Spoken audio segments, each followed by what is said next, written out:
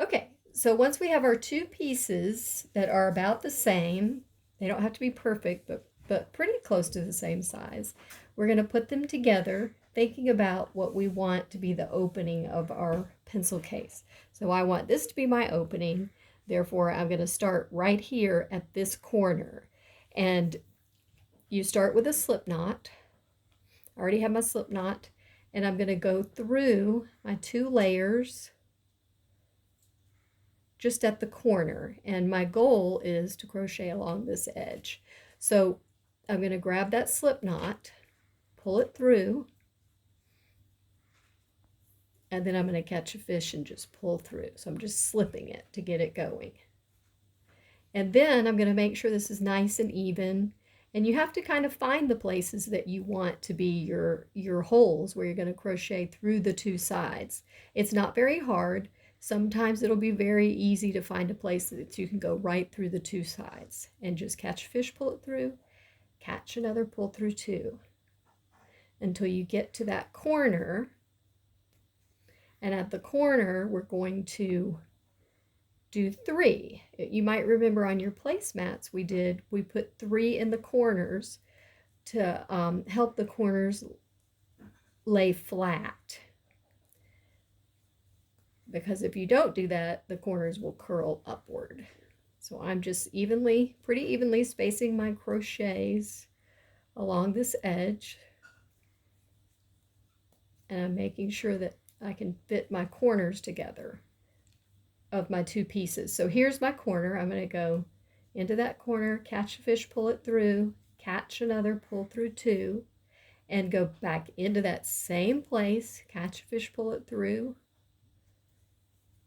catch another, pull through 2, and one more time into that same spot, catch a fish, pull it through, catch another, pull through 2.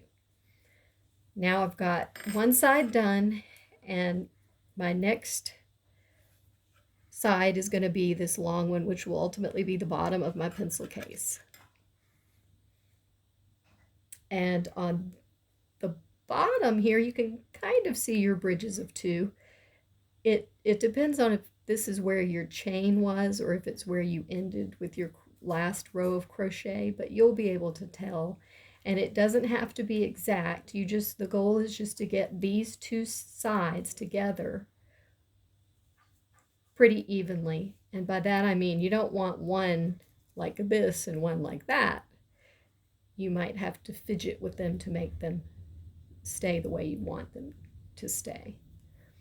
As you're crocheting, just make sure one isn't stretching out longer than the other one.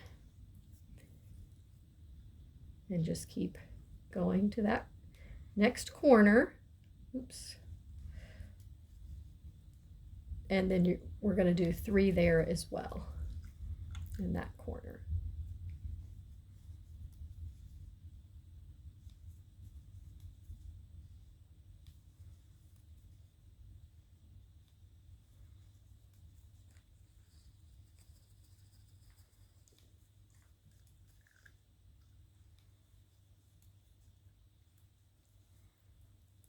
And again, just make sure one's not stretching out way longer than the other one.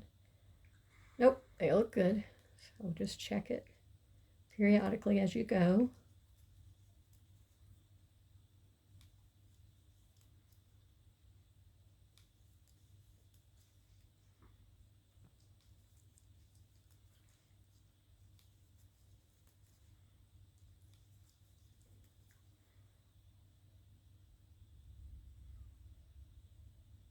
Looks like I might have one more before the corner. And then right here, that's where my starting point was. So it's got that end there. I'm going to go through that corner and make 3 single crochets in that corner, just like the last corner. And now I'm going to make sure that this other short side fits together nicely, and it does. And I'm going to crochet along that edge. Are you okay? My son William Scott is filming, and I want to make sure he's okay because he's having to bend down to film this.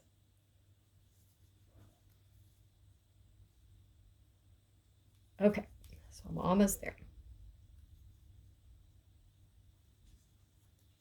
And I didn't say in the beginning, but for this and the kind of yarn that we're giving you for this project, you should have a pink hook most of the time, unless you're a super tight crocheter.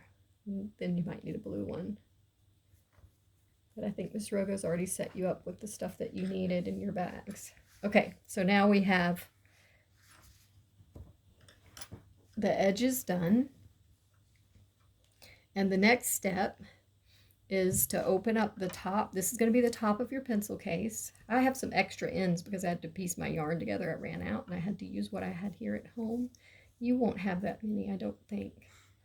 But now we're going to crochet just along the back. If we crocheted them together here, well, we wouldn't be able to open it up to put our pencils in. But if we open it up here now and crochet along the back,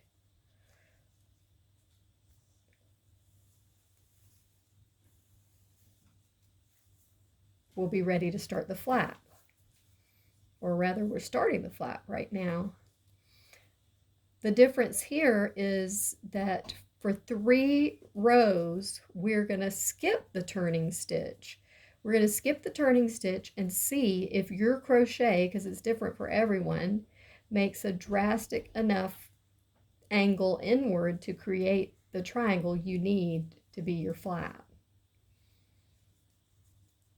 So for me, usually I have to do a decrease as well. I'm going to show you both of those things.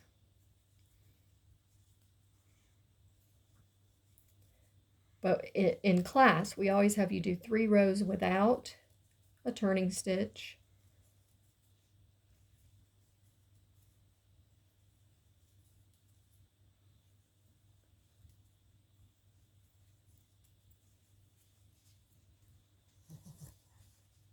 Or I'm sorry, I'm in a decrease. So that's the first row on the flap. And now I'm going to turn. But all those times we said, don't forget your turning stitch, don't forget your turning stitch. This time, do forget it, don't do it. Here's where our crochet hook is, our loop is coming out. So this is going to be the first stitch without a turning stitch. So right there. And we're going to do 3 of those rows.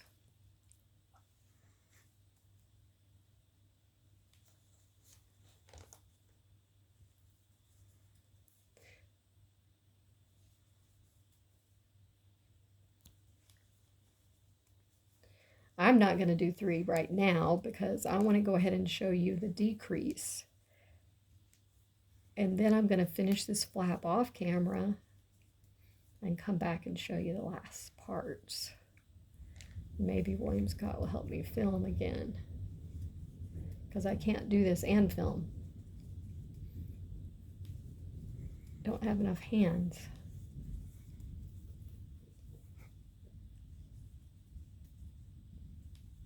Okay, so I'm almost at the end of the row.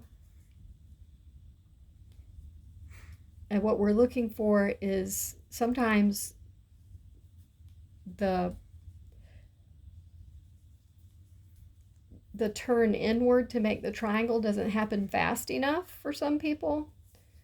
And sometimes it does. So what we would do in class is look at it and see what's happening. As you can see, mine's not turning in very much, and that's okay, but I already know that with my crochet I need a decrease, and a lot of people do. In fact, probably maybe I'd say most people do, but sometimes it's enough just to not do the turning stitch. So again, not doing the turning stitch, here's the first bridge it's going to be possible to go under. And there's the next one. We're going to use both of those to do a decrease. So we're going to go under the bridge of 2, catch a fish, pull it through, and then we're going to go under the very next bridge. Are you getting that? Can you see that?